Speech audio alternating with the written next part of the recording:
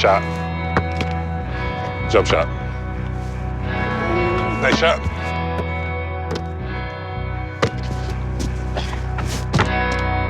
You see that? You made that? Yep. When a child has cancer, I think people always go, obviously to the child first, and then they go to the mom. Ready? Good. Hey, you better not miss. You better not miss. But for men are left out, and they're in those shadows. Make one more. You feel lost throughout the journey, Good. and he was lost. Basketball being there for me, being kind of the crutch, but it also being my relief from the real world. I'm done. It's done. Max is my second child. He was born October 22nd, 2016. He was beautiful. He had a head full of hair. He looked like Bruno Mars, kind of, with his big, black, curly hair. He loved life. He loved life a lot. Max was the best. He was the best little brother that Cole could have had. He completed our family.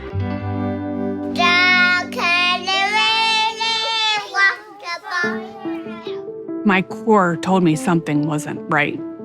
And we went to the regular doctor first, and she thought a double ear infection. I told Taj, he doesn't have a double ear infection. And then all of a sudden we get transferred to another hospital. Doctors were saying he had these lesions on his skull. So what are these things? I don't understand. The doctor's explaining to us, and eventually she stops and is like, do you even know why you're here? And it's like, no, we don't. And it's like, well, your son has cancer. I don't remember hearing much else after that because there was nothing to hear. Hi, Daddy. Miss you, Daddy. Max had stage 4 neuroblastoma. He received 8H9. That was a part of Cookies for Kids Cancer's efforts to try to cure pediatric cancer. And it made me hopeful for that treatment. There were times where you would never know that he had cancer. Then he had a really bad reaction. You have a game plan, and then suddenly the game plan doesn't work. And then it's like, well, what do you do next? We ended up looking for other things in other hospitals, just trying to find anything. But it makes you realize there's not still many options. And a lot of the treatments Max received were not meant for children. His dosage was just off his height and weight of an adult. There was no alternate treatment options, nothing. You got two sets of friends, a 6 p.m. friend and a 3 a.m. friend, and you're really lucky if you have a 3 a.m. friend. I've known Sean for 30 plus years now. He's one of the people I can call at any moment, and I know that he would be there for me. I asked my boys, who are the same age as Max, give me some words that you think about when I say Max. They remember him being so happy, and they remember him being so loving and funny. That's the gift of Max. How unbelievable, resilient, and strong this child was. He lit up a room. I love you. How long did Max fight cancer?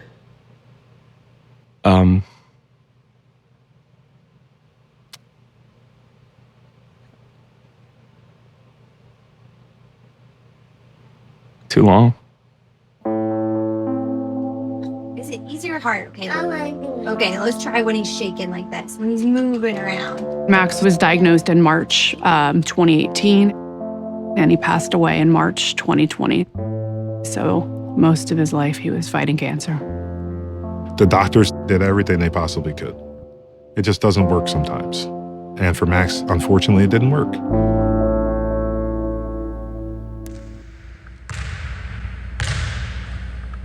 The game doesn't necessarily go the way you want it to. And it's like, what do we do? Sit and suffer?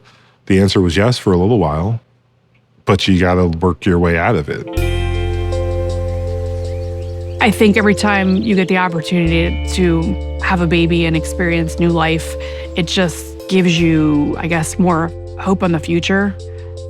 And we felt in some weird way that Max would pick out somebody special and give him to us. And he did. He gave us Lennox.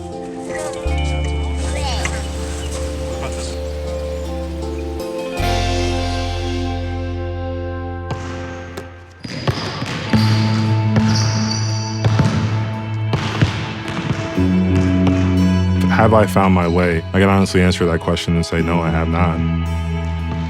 But I can find my purpose. Every treatment was an opportunity for an extension of his life. And I don't necessarily say that we lost our battle with cancer. We lost time. We didn't have enough time. That's important to us, that you don't hear neuroblastoma and know that you're counting the days till you're not going to have your child anymore. Like, you need to know that there's hope and there's a cure. And that's what we're working towards. A cure, because it's there. It's out there. We just have to find it. There's a couple of choices that we have in life. We can either choose to sit on the sideline or we can get in the game. And the thing about this game is that every dollar counts.